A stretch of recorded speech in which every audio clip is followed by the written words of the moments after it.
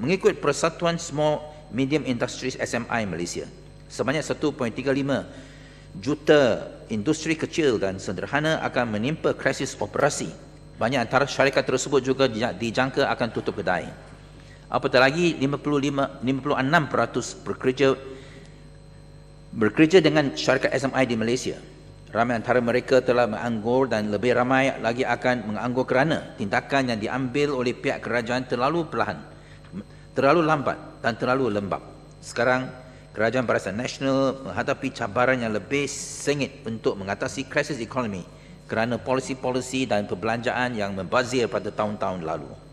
Malaysia adalah sebuah negara yang kaya dengan sumber petroleum, kaya dengan pengeluaran ladang seperti kelapa sawit dan getah yang kesemuanya mencapai harga yang amat tinggi sepanjang 5 tahun yang lalu dan telah membawa hasil yang amat lumayan kepada negara kita.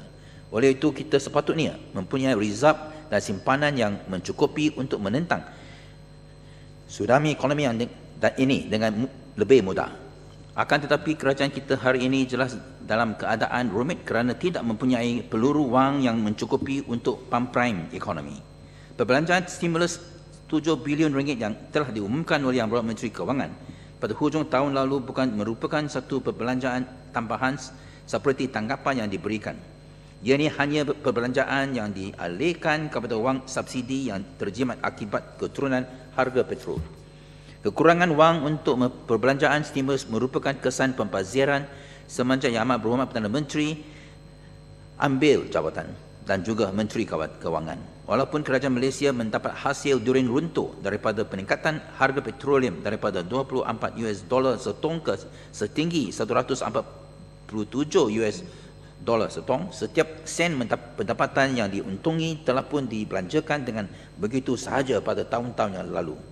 Malah bukan sahaja kesemua untungan durian runtuh petroleum ini dibelanjakan, Kerajaan Barisan Nasional meneruskan perbelanjaan defisit 12 tahun berturut-turut tanpa mengkira keadaan ekonomi yang lemah ataupun kuat.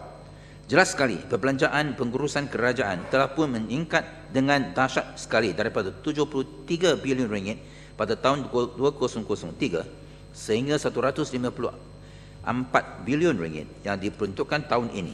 Ia merupakan peningkatan melebihi 110% dalam masa 6 tahun sahaja. Hasil pendapatan kerajaan yang sepatutnya dijemakan ataupun digunakan untuk perbelanjaan pembangunan telah pun digunakan untuk membina sebuah kerajaan besar atau big government yang memboros, tidak efisien, kurang berkesan, yang teruk sekali dilandai rasuah. Apa yang menunjukkan bahawa Kerajaan Barisan Nasional telah kehilangan arah dan akal dengan paling jelas sekali ialah apabila perbendaharaan menterbalikkan keputusan menjimatkan wang pengurusan kerajaan dalam masa 3 bulan sahaja pada awal tahun ini. Perbendaharaan kini menggalakkan kaki tangan kerajaan membuat perbelanjaan lebih untuk meningkatkan dan melenggarkan pejabat membeli kereta ataupun memindah ke pejabat ataupun bangunan yang lebih mewah. Walaupun kerajaan perlu meningkatkan perbelanjaan pada masa ini untuk menyokong ekonomi kita, akan tetapi perbelanjaan yang lebih berkesan dan lebih bermanfaat ialah untuk memberi sokongan kepada industri, pekerja-pekerja, pembangunan infrastruktur seperti sistem pengangkutan, pendidikan dan pelatihan. Manakala galakan yang telah diberikan kepada kaki tangan kerajaan untuk menenggerakkan pejabat merupakan satu pemborosan yang tidak membawa apa-apa kesan ekonomi yang bermakna. Oleh kerana kerajaan BN telah membazirkan keuntungan pada tahun-tahun yang lalu, kini wang yang diperlukan untuk mendorong ekonomi tidak mencukup dan defisit perbelanjaan tahun ini dianggar akan meningkat lebih 6% tanpa apa-apa belanjaan tambahan. Bergantung kepada sumbangan sektor petroleum. Kini kerajaan telah terlalu bergantung kepada hasil pendapatan petroleum yang menyumbang sebanyak 46% hasil kerajaan. Tertekan kerana harga petroleum telah menumbang dari $125 setong yang dianggarkan ke $35 sekarang, yang akan menyebabkan kekurangan hasil sebanyak 30 bilion ringgit. Apatah lagi, penurunan harga pengeluaran ladang seperti kelapa sawit dan mengurangkan pendapatan daripada cukai syarikat. Ini juga menunjukkan bahawa kerajaan BN telah gagal mempelbagaikan sumber pendapatan dan gagal mempertingkatkan produktiviti sektor-sektor yang lain seperti sektor perubatan dan perkhidmatan. Oleh sebab itu, walaupun kerajaan Singapura yang langsung tidak mempunyai apa-apa sumber semula jadi dapat memperuntukkan satu bajet stimulus yang agresif berjumlah 200 bilion dolar Singapura. Mini bajet Malaysia dianggarkan hanya sekitar 10 bilion ringgit. Yang malang sekali, sampai hari ini walaupun keadaan kemerosotan adalah amat jelas kepada semua, kerajaan masih tidak dapat mengumumkan plan stimulus yang baru untuk membantu ekonomi kita. Sejak Barack Obama menjadi Presiden Amerika Syarikat pada 20 hari bulan Januari, dalam masa tidak melebihi 1 bulan sahaja, telah pun berjaya meluluskan satu plan stimulus berjumlah 787 bilion US dollar dan mendapat persetujuan yang sukar daripada kedua-dua cabang Parlimen Amerika Syarikat yang berpendapat dan berkuasa bebas daripada pejabat Presiden. Tindakan yang telah diambil oleh Presiden yang baru ini menunjukkan kesungguhan dan betapa serius dia ingin mengatasi krisis ekonomi ini. Akan tetapi walaupun satu mini bajet tambahan telah pun terbayangkan sejak akhir tahun lalu, rakyat Malaysia masih dalam kegelapan mengenai plan tindakan kerajaan. Berbanding dengan sistem pentadbiran Amerika Syarikat, Menteri Kewangan tidak akan menghadapi apa-apa masalah untuk meluluskan apa-apa plan yang dikemukakan. Tetapi kerajaan masih bertindak dengan begitu perlahan sekali.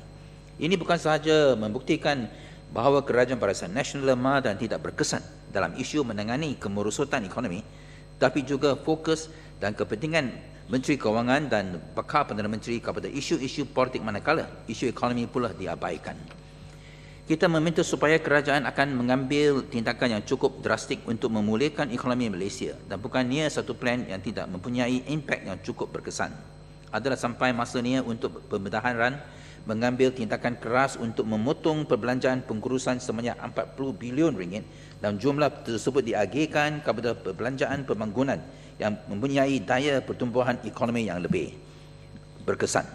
Tindakan ini adalah realistik dan praktikal sebab ia akan menurun perbelanjaan pengurusan dari 150 bilion ringgit ke 114 bilion ringgit yang masih melebihi peruntukan pengurusan pada tahun 2007. Kalau 113 bilion ringgit sudah mencukupi untuk perbelanjaan pengurusan pada tahun 2007, tentu 114 bilion ringgit mencukupi untuk tahun 2009.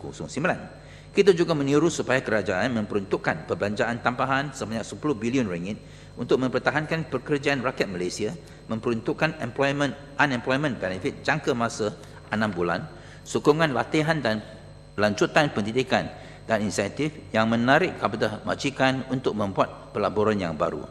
Jika kerajaan masih lagi berlengah-lengah, tidak bersungguh-sungguh dan terus bersikap penafian, ekonomi kita akan kian merosot dan tidak akan memulih dengan secepat mungkin berbanding dengan negara-negara yang lain.